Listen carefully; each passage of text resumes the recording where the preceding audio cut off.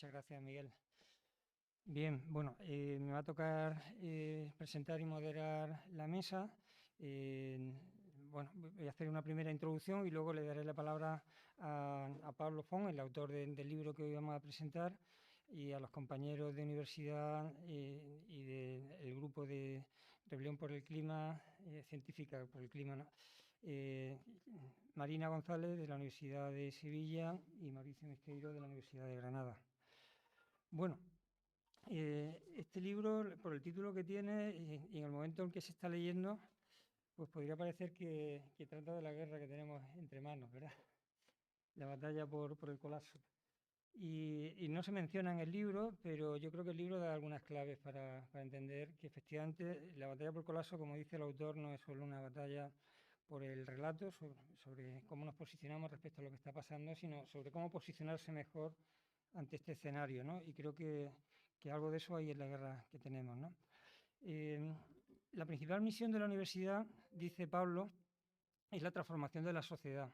No sé los que estáis aquí si estáis de acuerdo con esa afirmación o no. ¿Pensáis que la principal misión de la universidad es la transformación de la sociedad?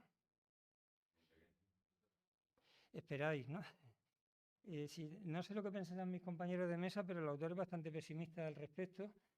Y bueno, pues podríamos decir que esa debería de ser.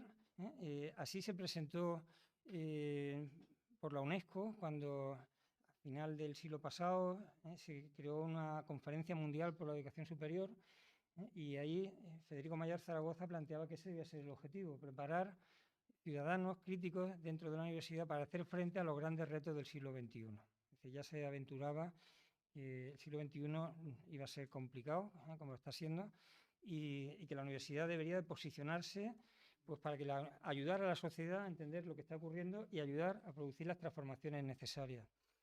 Pero al mismo tiempo que la UNESCO y Federico Mayor Zaragoza en aquel momento estaban planteando esto, con el boicot de Estados Unidos, hay que decirlo, ¿no? No estaba en la UNESCO, y entre otras cosas porque no le interesaba este tipo de discursos críticos, ¿no?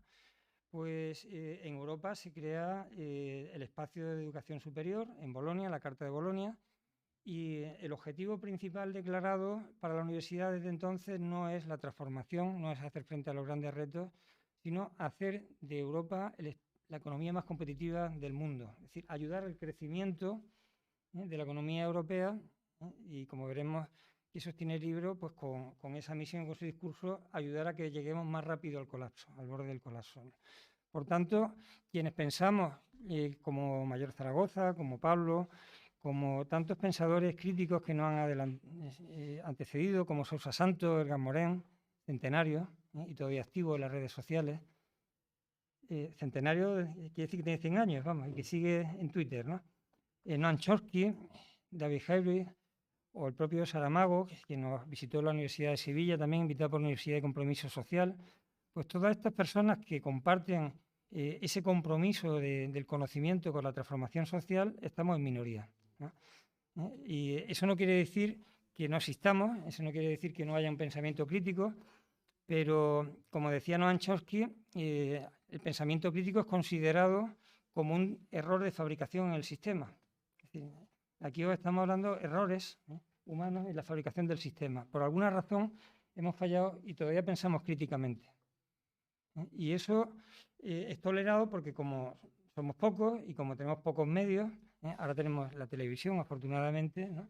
Y esto puede permitir que no solo llegue el mensaje a quienes estáis aquí, sino a quienes están en casa, y esto se puede compartir, pero evidentemente no estamos compitiendo en igualdad de condiciones con cadenas de televisión que continuamente nos están desinformando, bombardeando, ¿no? Y no nos permiten entender lo que ocurre ni relacionar las cosas que están ocurriendo y que yo creo que todos sospechamos que están relacionadas entre sí, ¿no? No es casualidad que hayamos tenido una pandemia, no es casualidad que hayamos salido de una crisis financiera como hemos salido y no es casualidad que ahora empiece esta guerra, y todo esto parece que viene sin que nadie lo pueda explicar, ¿no? Y que la crisis energética que estamos atravesando y que también estaba anunciada pero que estamos viviendo de manera anticipada, pues parece como que todo esto no tiene nada que ver, porque podemos seguir creciendo. Si hay algo en lo que hay un gran consenso social es en que podemos seguir creciendo, y este libro trata un poco de ver qué relatos hay en torno a esa idea del crecimiento, pero a ver quién hoy no quiere seguir creciendo, ¿no? ¿Quién después de haber pasado por la pandemia no quiere que volvamos al crecimiento? ¿No? Porque parece que sin crecimiento ni tenemos empleos, ni podemos sostener nuestros servicios de salud, de educación, etcétera, ¿vale? Por tanto, este libro no trata de la guerra, no trata de explicar, aunque lo dice, lo fundamental, por qué estamos al borde del abismo, por qué estamos al borde de un colapso, que aclara el autor que es un colapso civilizatorio, ¿no? Un colapso civilizatorio no quiere decir necesariamente que la humanidad esté en peligro de extinción, ¿no? Aunque sí lo está. No voy a quitar el nombre, hacéis bien en reivindicar ese nombre, ¿no? Pero lo que sí es cierto y queda muy claro es que y este libro contribuye, yo creo que su principal contribución a ello es que el imaginario en el que estamos de crecimiento, al chocar con un planeta que es limitado, y eso lo puede entender todo el mundo, este planeta es limitado, pues cuando choca con sus límites llega un momento en que la máquina no funciona y empiezan a pasar cosas raras, ¿no? Cosas raras como las pandemias anunciadas, como que se acaba la energía y de pronto, bueno, podemos ver con esta guerra lo que se podía esperar que ocurriera antes de 2025, nos decía la Agencia Internacional de la Energía. Lo estamos viviendo 3 años antes, ¿no? Una crisis energética, subida rápida del precio de la gasolina, de la electricidad, del gas. ¿Y qué ocurre? Los pescadores no pueden salir a pescar porque no les salen las cuentas, cierran siderúrgicas porque no les salen las cuentas, no pueden pagar la factura eléctrica, ¿no? Los transportistas en huelga porque no les repercuten inmediatamente los costes. Todo eso que se podía anticipar que iba a ocurrir y que, por ejemplo, en Sevilla, cuando hemos estado haciendo el plan de movilidad, hemos tratado de que este plan se anticipara a eso y nos han dicho que eso no podía ocurrir, ¿no? Que, por tanto, lo importante para Sevilla es seguir creciendo, hacer infraestructuras que permitan crecer. Nos va a pillar la crisis haciendo túneles, nos va a pillar la crisis haciendo infraestructuras para el tranvía, ¿no? Y no vamos a estar preparados para un contexto en el que la gente se tiene que mover en el área metropolitana y no puede llenar el depósito de gasolina. Y ya sabemos lo que ocurre cuando pasa eso, porque la gente ya está cansada, está harta, y como dice este libro, quien está rentabilizando eso es el populismo de extrema derecha. ¿Qué plantea el libro? Y ahora el autor lo contará mejor y además yo creo que es un libro que debéis de leer, ¿no? Pues plantea que el colapso al que no llegamos, cuyos principales indicadores son esa crisis energética, una crisis de recursos materiales de las que se habla menos, pero también hemos empezado a oír hablar el año pasado, ¿no? De pronto empezaban a fallar componentes, ¿no? Y fallaban las cadenas de distribución y no sabíamos si la campaña de Navidad iba a llegar a tiempo para que pudiéramos tener, ¿no? ¿Acordáis, no? No hace tanto tiempo, ¿no? Bueno, pues es que la transición energética no se hace en el vacío, los móviles no son inmateriales. Y resulta que hacer la transición energética a estas alturas, 50 años después de que la comunidad científica anunciara en los límites del crecimiento que no podíamos seguir creciendo indefinidamente en un planeta finito y dibujaran las gráficas de recursos y de población, y de impacto ambiental, y señalaran que esas gráficas efectivamente crecen, ¿no? Y todos podemos decir que queremos seguir creciendo, pero lo que nos dicen esas gráficas es que después del crecimiento viene el descenso. Por tanto, cuanto más crezcamos, antes vamos a llegar a la cumbre y antes vamos a descender bruscamente porque no estamos preparados para ese contexto. Eso que sabemos de hace 50 años hubiera permitido que algunas de las alternativas que se están planteando ahora pues se hubieran podido desarrollar de otra manera hace 50 años, pero hoy no, ¿no? Ese es el debate fundamental en el que estamos, ¿no? ¿Cómo transitamos hoy hacia otra civilización que no va a ser una civilización industrial, no va a ser una civilización del crecimiento, no va a ser una civilización consumista, pero sí puede ser una civilización donde vivamos bien, ¿no? Siempre y cuando repensemos, reevaluemos, pongamos en práctica las R del decrecimiento, ¿no? Ese es el tema del relato. Entonces, en ese contexto, ¿por qué es importante la batalla del relato, ¿no? ¿Y por qué es importante posicionarnos mejor ante ese colapso que va a llegar, ¿no? Ese colapso que va a llegar. Bueno, pues porque según cómo nos coja el colapso, pues saldrán beneficiados uno u otro, ¿no? Y la sociedad tendrá mayor o menor capacidad de hacer frente a la situación que tenemos por delante, ¿no? Si la comunidad científica fuera escuchada, y los gobiernos estuvieran advirtiendo a la población de que todas las señales que nos llegaron con la pandemia, que lo que está ocurriendo con la guerra, que la subida, la inflación, la carestía de la energía, todo esto tiene que ver con chocar con los límites, en vez de explicarnos, como nos explicó el presidente del gobierno del otro día, que todo es culpa de Rusia, ¿no?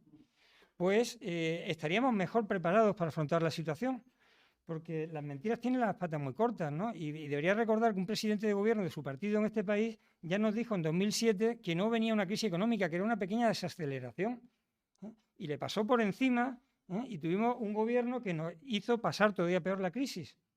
Entonces, no se aprende de que no se puede decir la mentira, que la gente no aguanta ya más mentiras.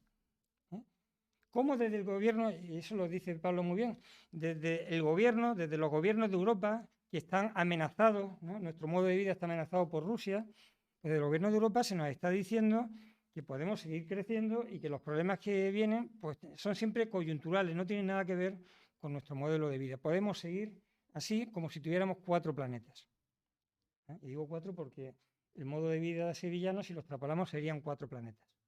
Y tenemos 1. Y ya está protestando, ¿vale? Bueno, pues en esa coyuntura tenemos negacionistas de distintos tipos, ¿no? Y tenemos quien dice la verdad. En esta mesa están invitados quienes dicen la verdad en este libro y los compañeros que vienen de Rebelión Científica frente a la extinción, ¿no? Que nos amenaza. Está el discurso de los negacionistas, ¿no? La Tierra la vemos del espacio y parece bastante redonda, pero los negacionistas nos dicen que es un plato, ¿no? Es un plato que estamos viendo en determinado ángulo, lo podemos ver, ¿no? Como si fuera redondo, pero es un plato, ¿no? Y se quedan tan panchos, ¿no?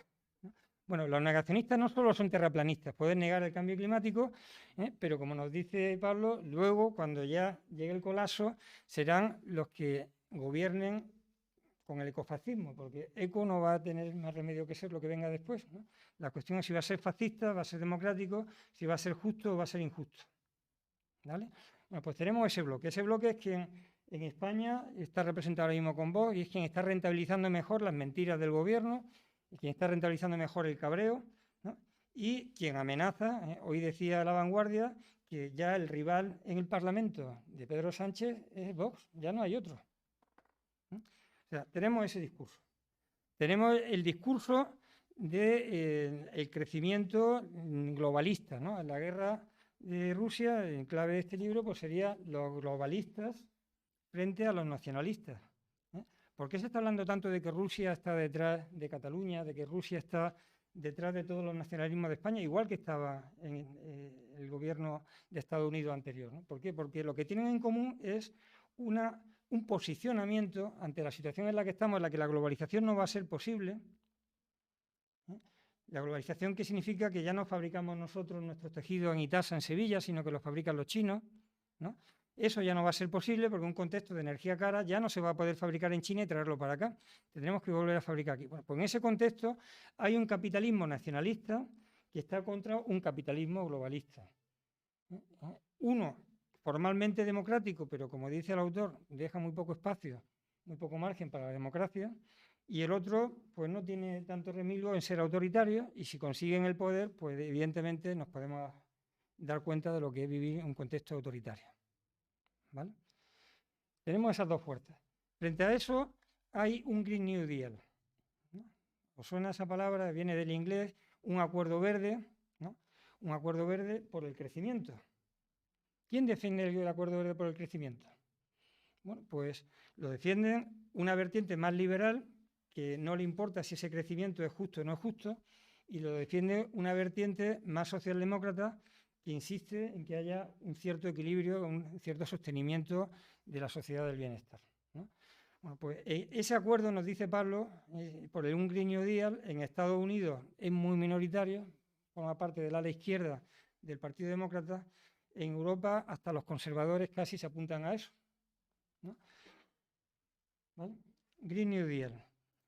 Y en todo esto, pues, ¿qué pintan los verdes, ¿no? También se ocupa de eso Pablo. ¿Qué pinta la ecología política? Bueno, pues la ecología política hace 50 años que viene diciendo que habría que hacer un Green New Deal. Pero hoy sigue tocando decir que hay que hacer un Green New Deal. ¿Es posible? ¿Y qué es el Green New Deal para que nos entendamos, ¿no? Pues en Sevilla sería apostar por hacer el túnel del metro, apostar por hacer el tranvía. Digo para que sepamos lo que hay que hacer, ¿no? 1 kilómetro de tranvía. ¿Cuánto cuesta eso? ¿Cuánto vamos a gastar? ¿Y qué servicio tenemos? ¿Qué necesitamos en Sevilla en materia de transporte? Somos una ciudad metropolitana donde la mitad de la gente se desplaza aquí desde el Aljarafe en coche porque no tiene alternativas.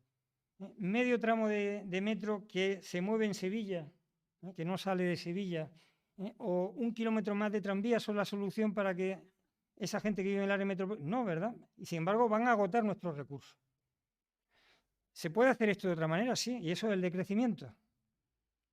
Se puede transformar la ciudad de la noche a la mañana, algunas ciudades lo han hecho con la pandemia, para darle la vuelta al modelo, darle prioridad al transporte público, partir del transporte público que tenemos y darle la prioridad a la calzada, para que los autobuses en vez de ir a 11 kilómetros por hora vayan a 20 y tengan prioridad los semáforos, pasen cada 5 minutos y sin invertir casi nada, simplemente repensando y reorganizando la ciudad, tener lo que queremos y lo que necesitamos. Eso es el decrecimiento y eso es lo que se considera utópico e irrealista, pero es lo único que podemos hacer si queremos llegar a tiempo. Tenemos esa alternativa, o la de espadas, ¿no?, que nos va a dejar empantanados y nos va a dejar sin una ciudad preparada para un contexto en el que no va a haber dinero para llenar los depósitos de gasolina por una gran mayoría de la población. ¿Vale? Ese discurso minoritario que tiene poca voz, pues es el que, sin embargo, y aquí podríamos entrar en la polémica, tiene las semillas de futuro. Es decir, cuando las cosas se nos hagan evidentes, las soluciones las haremos pues con los recursos que tenemos, ¿no? Y claro, estamos acostumbrados a haber nacido en el norte global, con nuestros problemas, porque somos del sur dentro del norte global y porque somos una sociedad muy desigual y no a todo el mundo le va igual de bien. Pero cuando miras a los compañeros de América Latina o de otros lugares del mundo, pues te dicen, bueno, es que nosotros hemos vivido en crisis siempre. Y viven, ¿no? Y se puede vivir, ¿no? Lo que no se puede vivir es todo el mundo como viven los daneses, que son el ejemplo de sostenibilidad. De verdad. O sea, en urbanismo, si me preguntan cuáles son las ciudades más sostenibles, pues mira las de Dinamarca. Cuando miras la huella ecológica per cápita de los daneses, pues la tercera del mundo. ¿No? Así no podemos vivir como los daneses, ¿no? Pero sí podemos vivir en ciudades que funcionen, sí podemos abastecernos de alimentos producidos en Andalucía, de energía producida en Andalucía, con ropa fabricada en Andalucía, sí podemos hacerlo. Sí podemos hacerlo, pero no en el esquema de necesitar seguir creciendo para que nos lleguen hacia abajo las migajas, como dice el autor, como dice Pablo, ¿no? Porque no vamos a seguir creciendo y por esa vía no nos van a caer migajas. Hay que hacerlo de otra manera. ¿Vale? Entonces, estamos en un contexto en el que hay que mirar de frente la realidad y hay que decidir si, en caso de incendio, hay que decir a la población que hay un incendio para que salga corriendo, o, como dicen Errejón, es mejor no decir a la población que hay un incendio, no vaya a ser que no nos voten. ¿Me explico? ¿No? Es decir, decirle a la población que puede venir una crisis energética, pues parece que no es rentable, pero si va a venir, el que lo diga va a ser la persona que dirá, oye, pues este nos lo estaba avisando, ¿no? Y además nos está diciendo qué podemos hacer cuando esto ocurra. Si todos los que aspiran a gobernar y los que gobiernan dicen que eso no va a ocurrir y ocurre, ¿qué va a hacer la población? ¿A quién va a votar? ¿No? Pues a los populistas de derechas, que son los que le van a echar la culpa de todos los emigrantes, los que le van a echar la culpa de todos los de abajo, los que van a buscar el discurso que canaliza el odio y ya está, para destruir y llegar al poder, y cuando estén en el poder, pues desde luego no podemos esperar que gobiernen en favor de las mayorías. Pero le estamos poniendo en puente de plata a hacerse con el poder y a ver quién se lo quita luego. ¿Vale? Por tanto, yo creo que ese es el tema del libro, ¿no? Y es la importancia, ¿no? Es decir, Pablo nos remite a otras fuentes para entender por qué estamos donde estamos, y por qué es cuestión de tiempo, ¿no? Que esta década es decisiva, que nos veamos en una situación de colapso donde la economía globalizada que conocemos no pueda persistir, ¿no? Y en ese contexto, es muy importante el relato y es muy importante la esperanza. Y yo creo que ahí algo deja de decir también, ¿no? Es decir, dentro de quienes advierten lo que está ocurriendo, pues los hay optimistas y los hay pesimistas. Optimista es decir lo improbable es posible. No sé si os parecerá muy optimista, ¿no? Es decir, optimista es decir que el cambio que necesitamos dar, el cambio hacia lo que se llama un decrecimiento planificado y justo, democrático, es posible. Es muy improbable, pero es posible, ¿no? Esa es la vía optimista. La vía pesimista es no lo vamos a poder conseguir, la dinámica que llevamos y no la podemos revertir, no tenemos posibilidad de competir con el relato y hasta que no llegue el colapso pues no sabemos lo que va a pasar, ¿no? Y cómo reaccionaremos después, ¿no? La humanidad tiene capacidad de resiliencia. Yo me voy a quedar para daros algunas pinceladas de optimismo, ¿no? Lo hemos pasado muy mal con la pandemia, ¿no? Cuando de un día para el siguiente mucha gente se ha visto impedida de salir a ganarse la vida y no le llegaban los ERTE ni le llegaban los salarios, ¿cómo se han apañado? ¿Con el salario del gobierno o con las redes sociales solidarias? ¿Qué ha actuado más rápidamente? Las redes sociales solidarias. No vamos a decir que sean suficientes ni que sean muchas, pero son las que han llegado. En barrios como Torreblanca, en Sevilla, comedores populares, organizados en institutos, por una profesora, por ejemplo, ¿no? La Ramuca, aquí en el centro histórico, ¿no? Y todavía podemos estar esperando a rellenar formularios para ver si nos llega la renta mínima de inserción, o lo que se llame, ¿vale? Que nos tienen que chequear de arriba abajo y ver si llegamos o no llegamos. No, la red de solidaridad actúa inmediatamente. ¿Políticamente se podía tener una renta básica universal? Sí. Se puso el 15M en el debate y el partido que rentabilizó eso políticamente lo llegó a decir en la europea. Y cuando tuvo la televisión delante en horario de máxima audiencia 2 veces seguidas, Pablo Iglesias lo negó. No lo defendió. ¿Por qué? Porque veía que no podía ser popular y a lo mejor no le votaban. Insisto, es muy importante que quien tiene el micrófono, quien tiene la oportunidad, diga la verdad. No estamos en tiempos para más mentiras, no estamos en tiempos para ocultamientos. Quien no diga la verdad, antes o después le va a pasar factura, que no la diga. Y diciendo la verdad, somos adultos, ¿no? Es decir, tenemos que aprender a vivir dentro de los límites del planeta que tenemos. Eso es la adultez, ¿no? Cuando de la adolescencia pasamos a un momento en que ya no seguimos creciendo físicamente, ¿no? Y empezamos a reconocer los límites. La educación es eso, ¿no?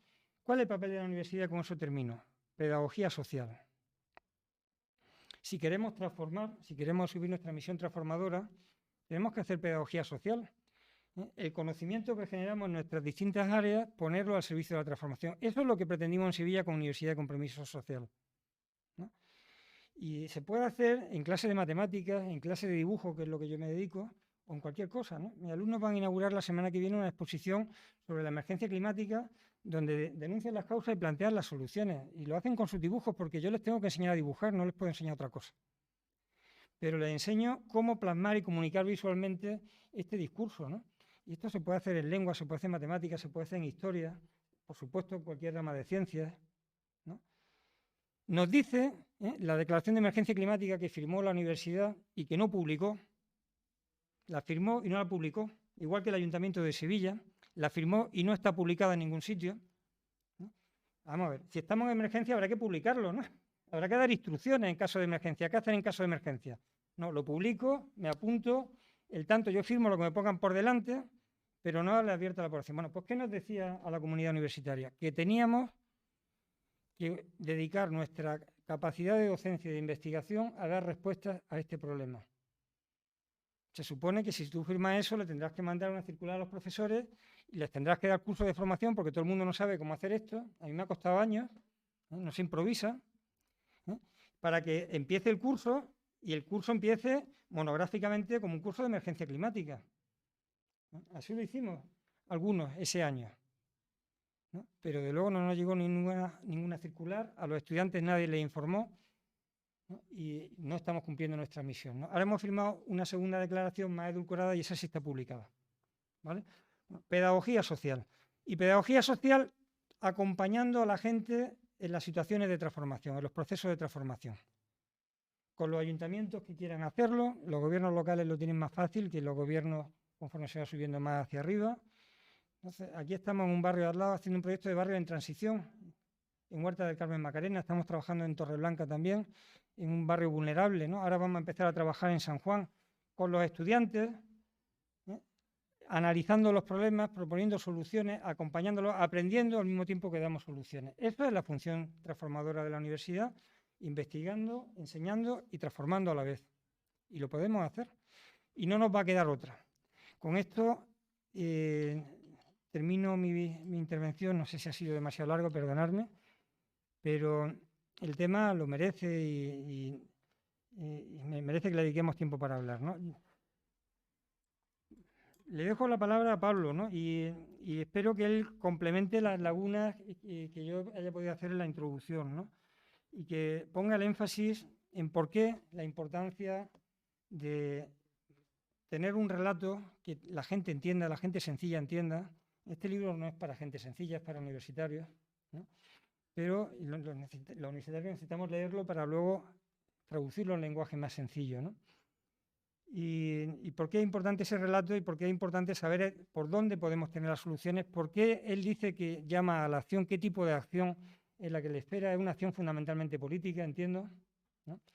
Y esta acción política necesita una acción comunicativa, necesita una acción pedagógica y necesita que esa minoría social que hoy entiende lo que está pasando y está trabajando activistamente para comunicarlo, se pueda transformar en un agente político que realmente pueda empujar también desde las instituciones este cambio, ¿no? Necesitamos que desde las instituciones se gestione la situación que estamos en clave de emergencia. Y eso es darle la vuelta a todo. Y podemos aprender de que ya hemos pasado una situación de emergencia para hacerlo, ¿no? Si hicimos casi un parón, ¿no? Parón desde todo el punto de vista, encerrar nuestras casas, ¿no? No salíamos. ¿Por qué no hicimos un reset? ¿No? Vimos cuáles eran los oficios esenciales, ¿no? ¿Por qué no partimos de ahí? ¿Por qué hemos desaprovechado esa oportunidad pedagógica? ¿No? Para empezar a construir desde ahí, desde lo esencial, todas las cadenas de suministro alimentario, por supuesto los sanitarios, el sistema educativo, ¿no? Y a partir de ahí vamos a ir viendo cómo sumamos los demás, para satisfacer nuestras necesidades dentro de los límites. Lo podemos hacer si queremos. Muchas gracias.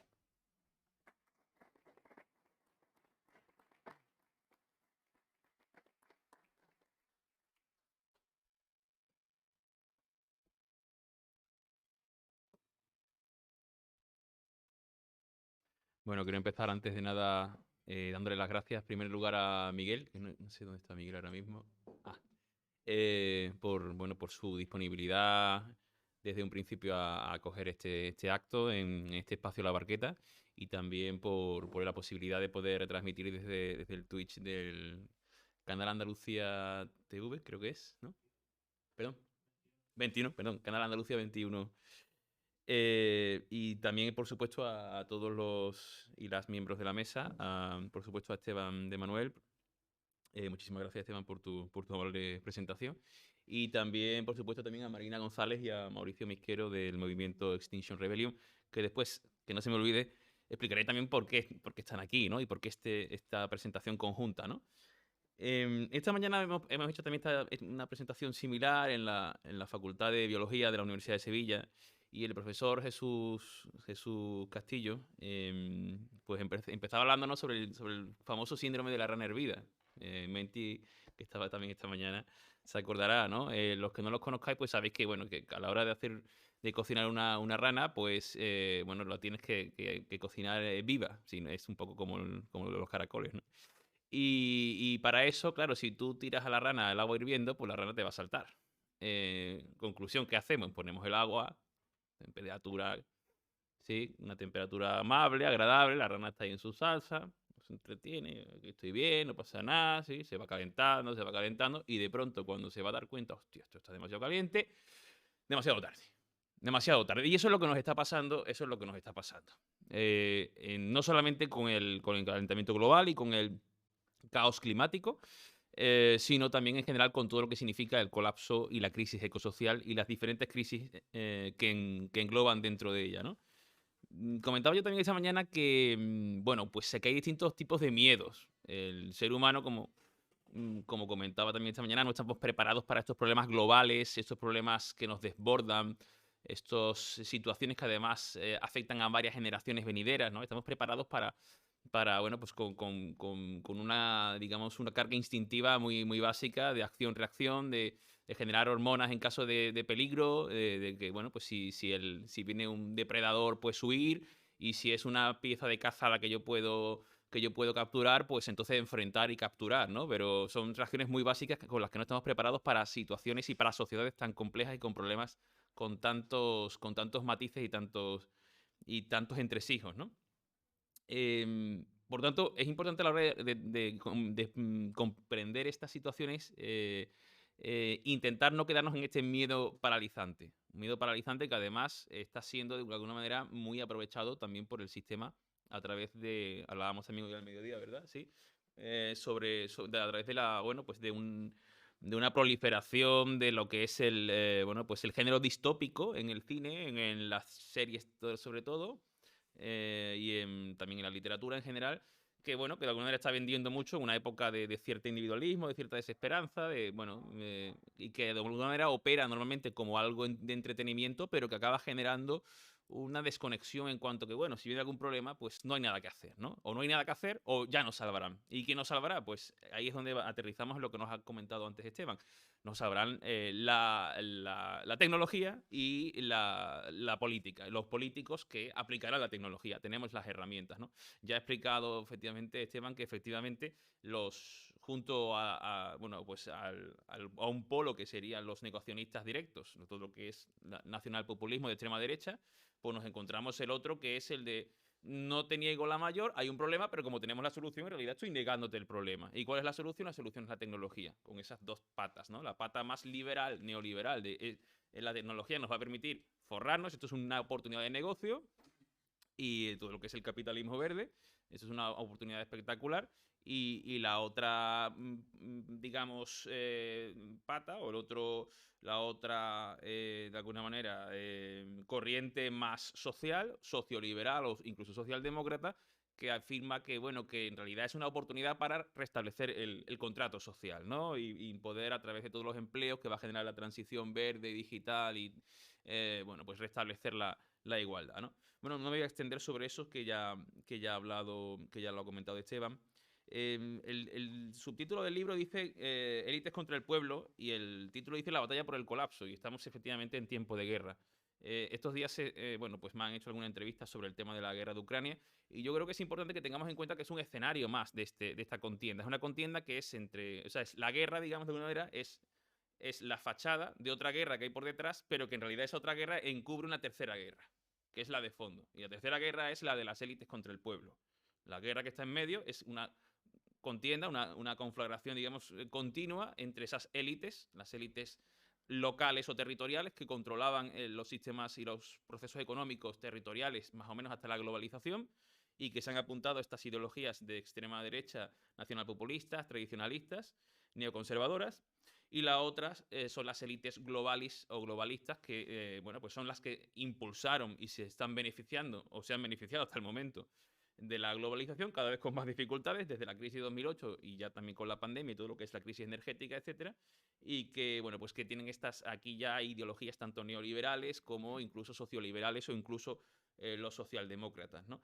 De alguna manera, para explicar de una manera muy resumida, esta mañana explicaba que de alguna manera la guerra es la guerra entre Biden y Putin, pero también podría haber sido la guerra entre Biden y Trump, porque en realidad Trump y Putin están en el mismo bando. Son sujetos que están aupados por élites locales, territoriales de sus respectivos países, y tienen una ideología nacionalista, populista de extrema derecha, un tanto similar. De hecho, sabemos que Trump admira mucho a Putin, y probablemente no hubiera habido una guerra entre ellos, ¿no? Pero eso ya son otras cuestiones las que no me quiero tampoco, si luego sale en el debate, ¿no? Apuntaba también Esteban a la cuestión política. Claro, bueno, si escribí este libro fue por varias razones. La primera es porque soy padre, y ponerle cara a las y los que vienen en el futuro te hace encarnar algo que si no es algo como muy abstracto, ¿no?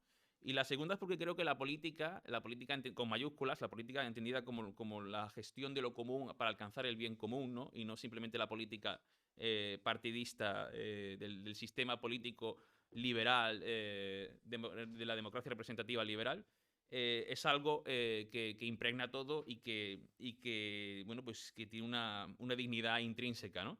Pero el problema es que el sistema político actual es un sistema político partitocrático, en el que no solamente no es posible la participación ni la deliberación. Sabemos que bueno, cada 4 años bueno, se acuerdan de nosotros y nosotras, tienen estas máquinas de conseguir ganar elecciones, que son los partidos políticos, son maquinarias, son instrumentos, artefactos, dispositivos, como queramos llamar, para ganar elecciones. Y como ha dicho Esteban, efectivamente, si quiero ganar las elecciones, no voy a decir la verdad.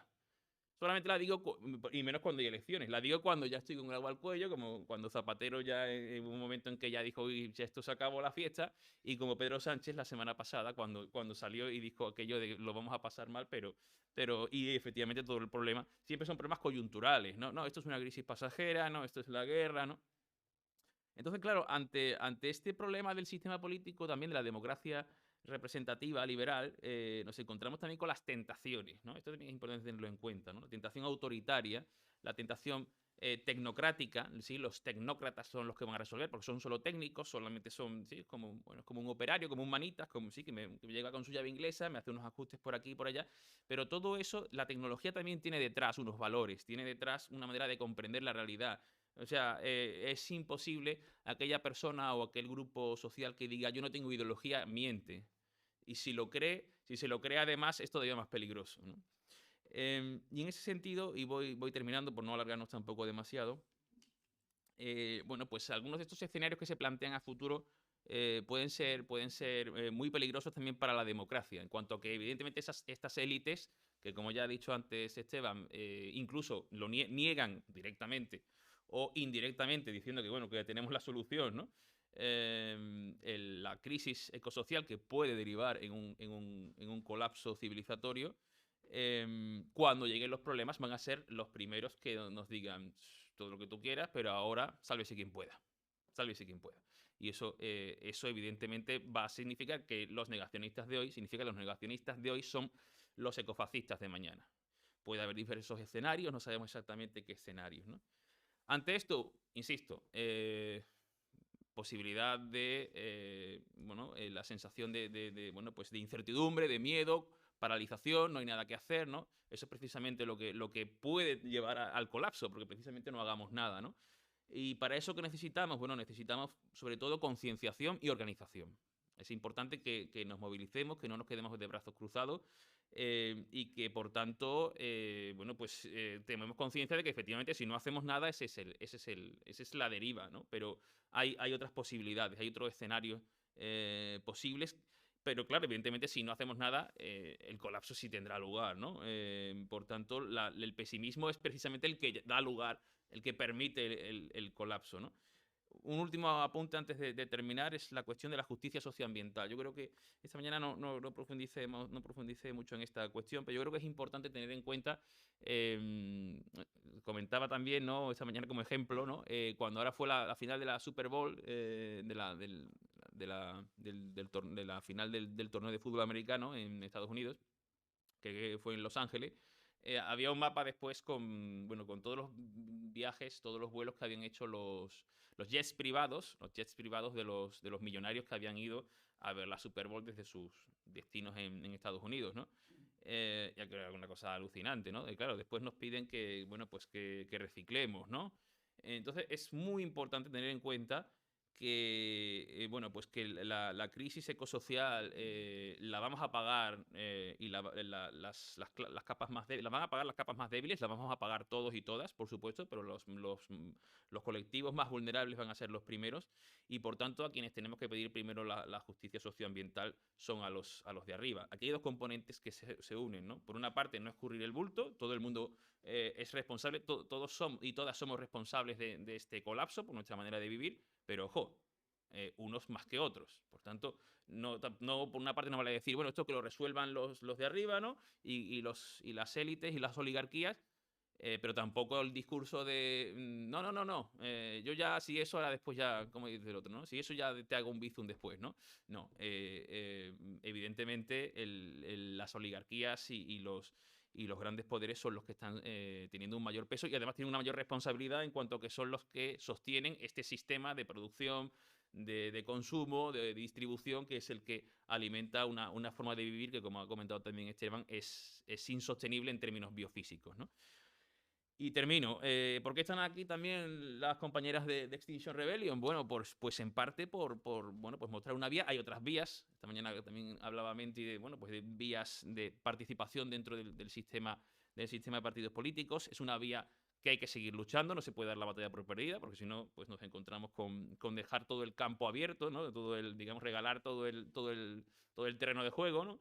Pero sabemos que esa vía es compleja. Sabemos que esa vía, por lo que ha comentado Esteban, pues es una vía que conduce a que normalmente esas maquinarias que están pensadas para ganar elecciones, prometiendo lo imposible, se suelen llevar el gato al agua. Hay que seguir dando la batalla ahí, pero yo creo que tenemos que dar un paso más también y bueno, pues estar en varios frentes, ¿no? Y uno de esos frentes que me parece muy interesante es el de la desobediencia civil no violenta, la acción directa no violenta que practica Extinction Rebellion, ¿no?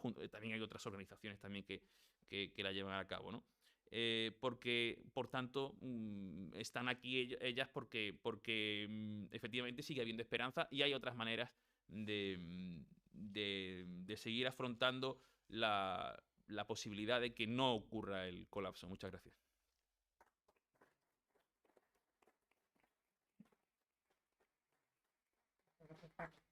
Sí, bueno, creo que Mauricio primero, sí, va a tomar la palabra y luego se la paso a Marina. Ah, vale, sí, yo continúo. ¿Sí o no? Al revés. ¿Continúo yo? Como prefiráis. Sí. ¿Cuento ya así un poco? Sí, sí, juntos, sí, por favor, mejor. Sí. ¿Me puedes dejar esto un segundo? Vale.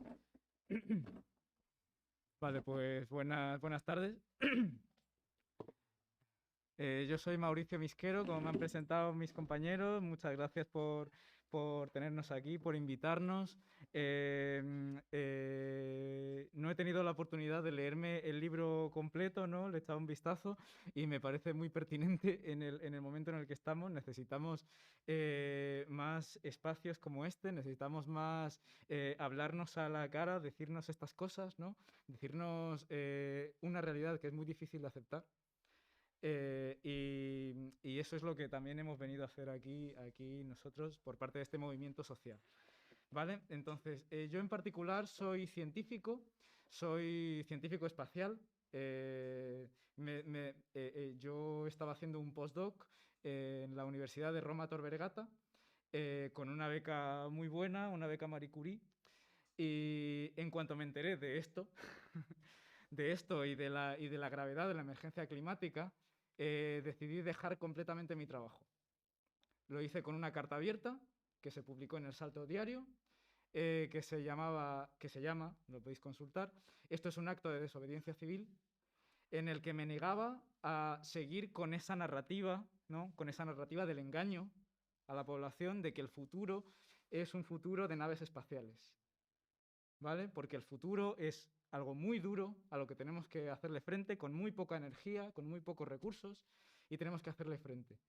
Y mi deber como científico es venir aquí y hablar de esto y alertar a la población de lo grave que es esto. Entonces, vale, quizás pues puedo pasarle la palabra a Marina. Bueno, antes de nada, quería también saber cómo estáis vosotras y vosotros, porque llevamos hablando un montón de tiempo y ya veo que también que hay caras cansadas, que estáis un poco así. Entonces, bueno, me gustaría saber primero un poquito cómo, en qué momento estáis aquí. ¿Alguna está relacionada con algo del activismo? Si queréis levantar la mano, así, para saber un poquillo. ¿Alguna está relacionada con algo de la universidad? ¿Con algo de política? Interesante. sea, las cosas de activismo no las consideráis políticas, algunas, ¿no? Porque hay disonancia por ahí. No son acciones políticas el activismo. Vale, muy bien. ¿Y cómo de interesados estáis en toda esta problemática climática? O sea, entiendo que para estar aquí os ha tenido que llamar la atención, aparte de, bueno, estaba mi padre por ahí, que él supongo que será también el amor que me tiene, pero ¿cómo de preocupados, de grave pensáis que es esto? Para vuestro día a día, para a lo mejor vuestros hijos, para el futuro, para vuestro presente. Esto es mucho, 10, ¿vale? 5, ahí. 1, pues mira, sé que existe el problema, pero tampoco me... no estoy juzgando a nadie, ¿vale? Podéis decir 1, no vamos a comer a nadie. Vale, muy bien. Ahora que estamos un poco más con las pilas recargadas, pues me presento, yo soy Marina, de la Rebelión Científica, aquí con mi compañero Mauricio. Y yo me gradué el año pasado en Medicina, en Granada. Y diréis, ¿y esto qué tiene que ver? Pues todo está relacionado al final. Todos estamos viviendo esta realidad y esta crisis ecosocial que nos presentan aquí los compañeros no es el futuro, lo estamos viviendo ahora. Entonces, bueno, yo terminé la carrera, empecé a trabajar y claro, cuando ves, por ejemplo, aquí en Sevilla, como no estaba, pues tampoco he estado tan metida en estas cosas, pero por ejemplo en Granada te iban informando de la calidad del aire, ¿no? Por días, por semanas, por tal. Y cuando tú a un paciente le dices, pues te vendría genial hacer ejercicio, salir a andar, salir a correr, salir en bicicleta, y ves la calidad del aire y dices, pues a lo mejor no. A lo mejor no, porque realmente cuando estás haciendo ejercicio al aire libre y te estás tragando todo lo que te estás tragando, puede ser contraproducente. Entonces, ¿qué estoy haciendo yo aquí? ¿No? Y con esta anécdota, pues quiero decir que no es algo que le implique que como biólogo pues me tengo que preocupar por el oso polar que se va a ahogar en el Polo Norte. No. Esta es una realidad que estamos viviendo aquí, ahora, todas nosotras. Que cuando vamos a la gasolinera estamos viendo cómo suben los precios. O sea, que todo eso está aquí. Entonces, entiendo que toda esta visión nos genere rechazo y digamos, Dios, pero yo voy al supermercado y pues puedo seguir comprando toda la comida así normal y me encuentro todo. Sí, ya. Y entonces se ve como que está muy lejos. Pero no, pero lo estamos viviendo ahora. Y aunque queramos seguir en nuestra burbuja, pues va a suceder. Entonces, desde la Rebelión Científica, lo que os queríamos presentar es lo que va a suceder, lo que estamos haciendo, la movilización que va a suceder en abril, la primera semana de abril. Y va a ser justo después de la publicación del último informe del IPCC, el panel gubernamental de expertos por el cambio climático. Si quieres, hacer tú una breve... Comento un poco más. Vale, pues el 4 de abril es un día histórico, porque se publica la última parte del informe del IPCC, que es el grupo de expertos del cambio climático de la ONU, y es el día en el que se ofrecen las soluciones a la crisis climática, a la emergencia climática. Ese informe nos lo filtraron a la Rebelión Científica, nos lo filtraron en agosto. Y lo hicimos público, se publicó en Contexto, se publicó en The Guardian y se hicieron eco otros países, pero no saltó a los principales medios de comunicación, ¿verdad? Porque las cosas que está diciendo ese informe está abriendo estos melones, ¿no? Está abriendo el melón del crecimiento, está abriendo el melón de la justicia social, está abriendo el melón del rol de los movimientos sociales, está abriendo el melón de la transición ecológica, ¿no? La transición, si se puede hacer de forma gradual, pues no. Dicen los expertos científicos que no se puede hacer de forma gradual, que necesitamos un cambio estructural y que se tiene que hacer ya. No podemos esperar más, ¿no? Entonces, hemos elegido esa semana, la semana del 4 de abril, para hacer una semana de rebelión. Los científicos y científicas que somos conscientes de esto, esa semana nos rebelamos y nos ponemos y pasamos a la desobediencia civil. Pasamos a resistirnos a la deriva del sistema, ¿vale? Entonces, por poner una cita de uno de los científicos más importantes del mundo en este momento, Sir David King, que es el antiguo científico jefe asesor del Reino Unido, del gobierno del Reino Unido, dice: tenemos que movernos rápido. Creo que lo que hagamos en los próximos 3 o 4 años determinará el futuro de la humanidad. Los próximos 3 o 4 años. Es decir, desde el ámbito científico estamos diciendo que no hay tiempo más que perder, ¿vale? Que lo que tengamos que hacer, que tenemos que organizarnos, tenemos que hacerlo ya. Entonces, por eso utilizamos esta semana para generar esta movilización académica, científica, no solamente bueno, yo voy a presentar la campaña en las universidades y si quieres tú presentas la de las acciones, ¿vale? Vale, pues enlazando un poco con lo que decía el compañero Esteban, que las universidades tienen que ser esos espacios de transformación, ¿vale? Social, pues desde la rebelión científica se ha lanzado una campaña en la que invitamos a todas las universidades, porque este movimiento es un movimiento social global, sí, o sea, coordinado globalmente, ¿no? Es un movimiento hermanado con Extinction Rebellion, ¿vale? Y entonces, durante esa semana, planteamos que hacer desobediencia, ¿no? En forma de huelga o en forma de desobediencia educativa, ¿no? Que en vez de dar tus clases, los profesores pueden hablar sobre estos temas, hablar sobre el IPCC, sobre la emergencia climática, sobre la transición ecosocial. Esa es una opción de cómo se puede secundar esta huelga por esta emergencia.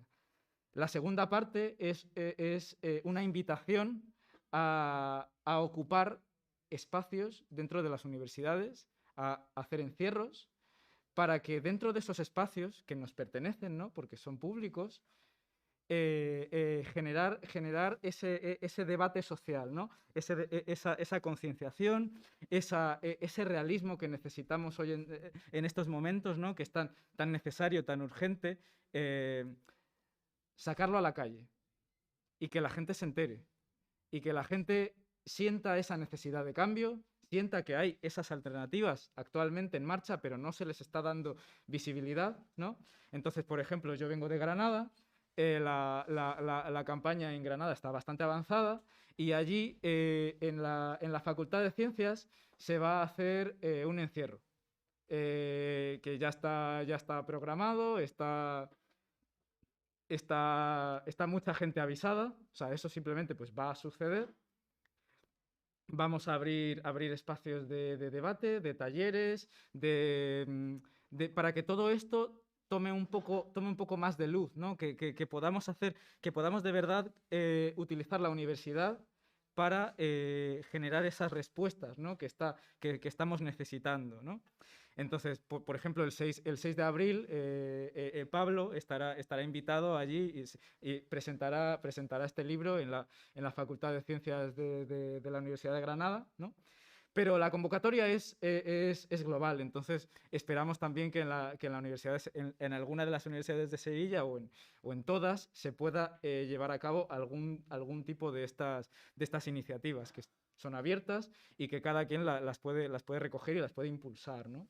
Así que, bueno, le dejo la palabra a mi compañero. Y bueno, y la demanda concreta que se te ha pasado. La demanda concreta que se hace con esta campaña en la universidad de desobediencia educativa, de huelgas y de encierros y tal, es crear una asignatura en todas las universidades, másteres, grados, formación profesional y todo, que aborde la realidad de la crisis ecosocial que estamos viviendo y las relaciones con la disciplina de la carrera, ¿no? Porque esto es una cosa que, como hemos dicho, no atañe solo a los biólogos, a los físicos, nos atañe a todos. Entonces, hasta las carreras de letras, todo el mundo debería tener ese espacio en el que se interrelacione, oye, en el futuro este catastrófico que nos espera y en este presente, ¿cómo enfoco yo mi vida profesional en esto, ¿no? Entonces, lo que queremos es abrir estos espacios de debate y que se aborde realmente este tema.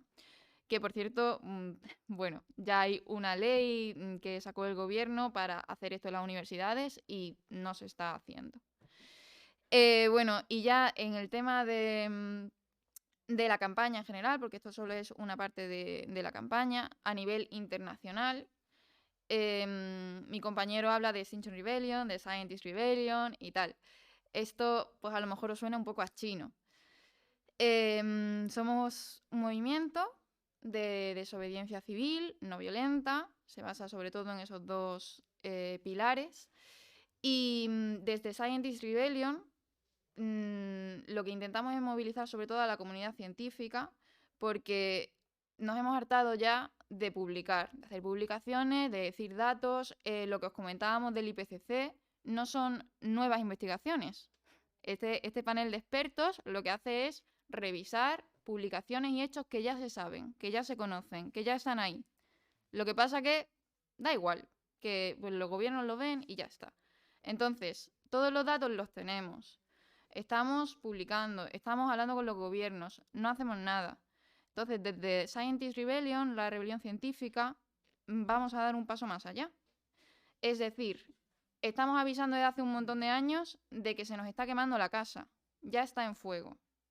Pero lo hacemos sentados tomándonos un café. Y eso ya se ha acabado. Llevamos a la acción.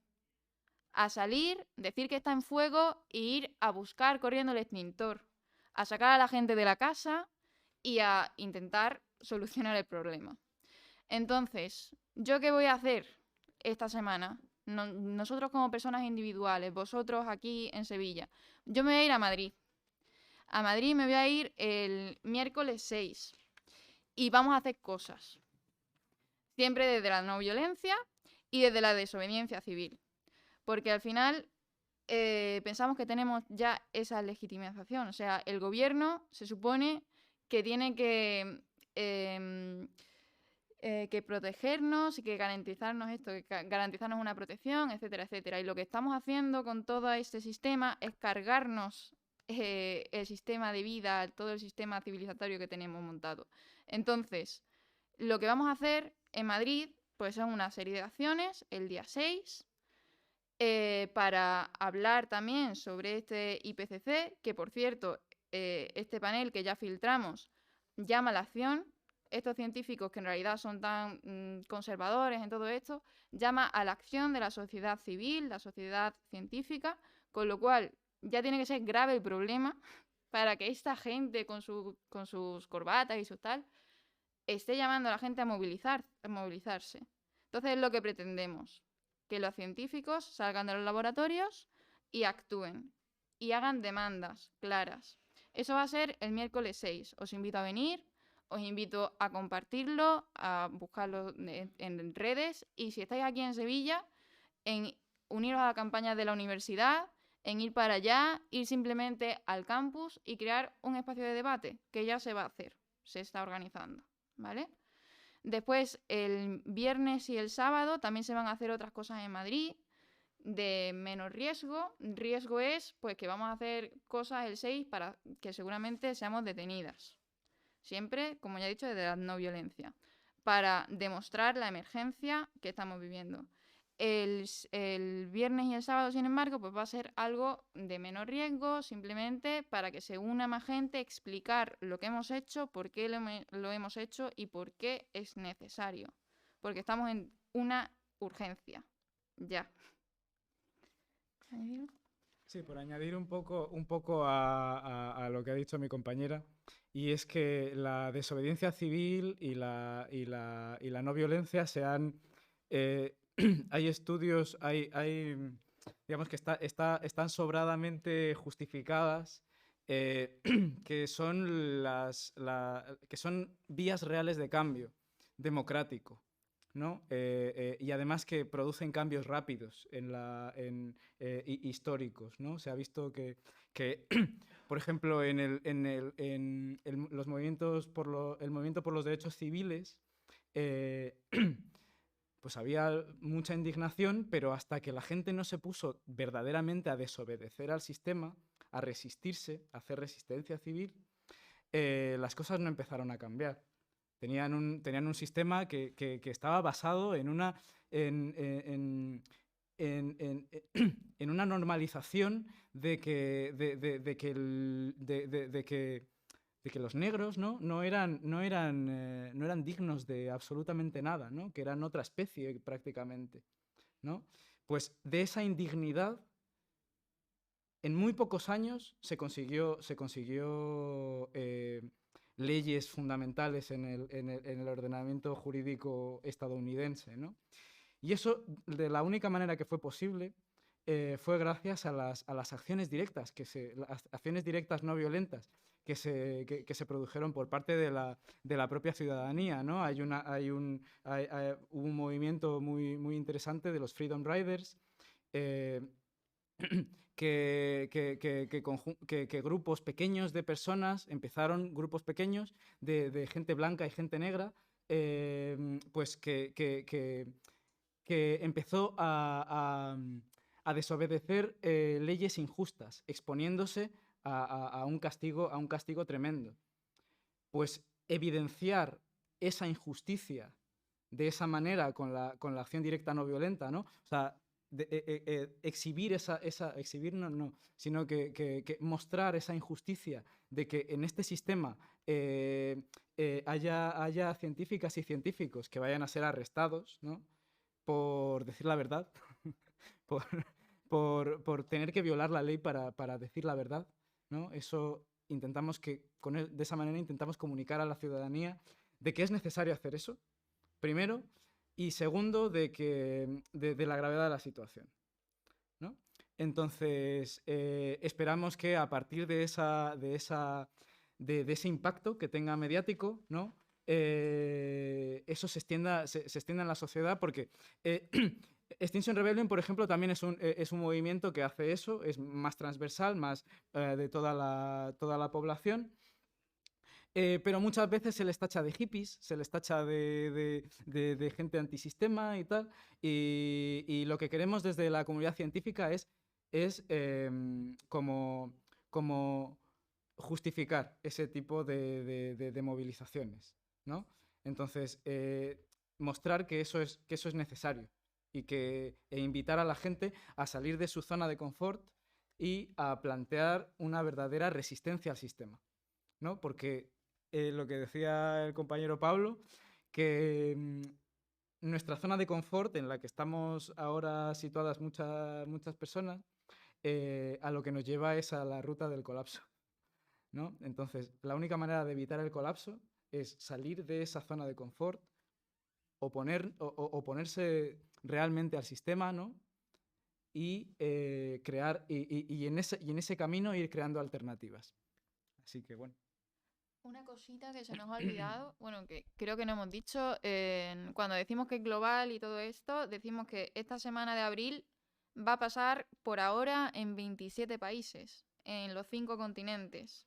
Vamos a utilizar este momentum del IPCC, porque es una cosa que no va a pasar todos los días, que bueno, hasta dentro de 6 años no va a haber otro informe del IPCC, con lo cual ahora es el momento, porque de hecho ya se han publicado los de otros 2 grupos de trabajo del IPCC y ha sido complicado enterarse. Entonces, queremos que esto realmente no pase desapercibido. Y lo vamos a hacer en 27 países, en América del Norte, del Sur, en África, en Europa, en Oceanía. O sea, no es una cosa de 4 hippies. va a pasar, ¿vale? Y bueno, otra cosa que quería decir para conectar con lo que dijo Esteban al principio, que hablamos de tranvía, de movilidad, de aquí de Sevilla, porque a lo mejor parece, ¡guau! Esto se preocupan más de las cosas globales, ¿no? Que de lo que pasa aquí al lado. Pues bueno, estos 230 árboles que van a cortar nuestro maravilloso ayuntamiento, hoy mismo se ha reunido el pleno del ayuntamiento, no sé si lo sabíais, y en los 5 minutitos que dejan de participación ciudadana para 3 entidades, pues han podido intervenir la plataforma Salva tus Árboles de Sevilla. Y bueno, con estas pequeñas cositas, a mí esto me abruma, porque es como, esta es la política que tenemos, esta es la participación ciudadana que tenemos. Ya es la segunda vez que esta plataforma Salva tus Árboles va allí para hablar sobre el tranvía, y es que ni siquiera se dignan a contestar. O sea, son 50 millones de euros lo que se van a gastar en este kilómetro, ¿no? Y bueno, pues nosotros desde la Rebelión Científica, por ejemplo, en estas acciones que vamos a hacer en Madrid, también estamos reivindicando estas asambleas deliberativas, asambleas ciudadanas reales, legitimadas, que se creen en paralelo a los sistemas políticos, a los sistemas de partidos políticos que, como decían mis compañeros, en 4 años se centran en ganar las elecciones y no en cambiar todo el sistema, porque al final es lo que necesitamos, una reforma de todo el sistema que estamos viviendo. Y obviamente en 4 años de legislatura ni da tiempo, ni se meten ahí, porque o los echan o cuando se vayan llega el otro y ya no ha servido para nada. Entonces, pues nada, si os queréis informar de las asambleas ciudadanas, de hecho ya existe una que no le están dando tampoco nada de visibilidad. Y bueno, ya, solo quería decir esto. Lo de la calle San Fernando, que dijiste esta mañana.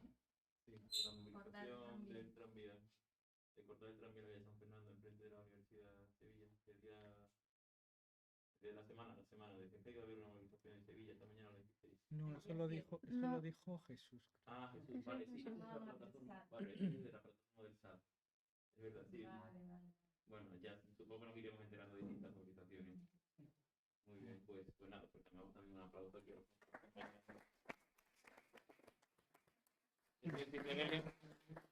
Entiendo que ahora tenéis la palabra, ¿no? Sí, efectivamente. Pues, ¿alguien quiere intervenir?